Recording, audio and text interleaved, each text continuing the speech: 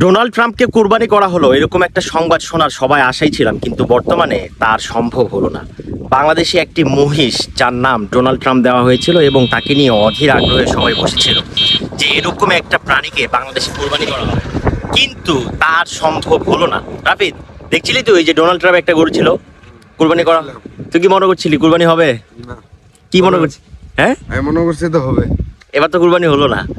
আসলে এই খবর নাকি ডোনাল্ড ট্রাম্পের কান পর্যন্ত পৌঁছে গেছে। বান্দা নিরাশ হয়ে বান্দা সিদ্ধান্ত নিয়েছে যে বাংলাদেশিদেরকে সেখান থেকে নাকি বের করে দিবে।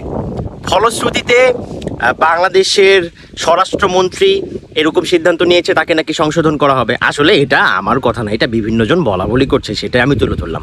আদতে যদি সত্য এরকম কোনো কিছু হয় অথবা না হয়, যাই হোক, এরকম এটা নিয়ে কিন্তু বিভিন্ন গণমাধ্যমে নিউজ হয়েছিল। রয়টার্স এটা নিয়ে নিউজ করছে, বিবিসি, সিএনএন সহ বিভিন্ন পত্রিকা কিন্তু নিউজ করছে।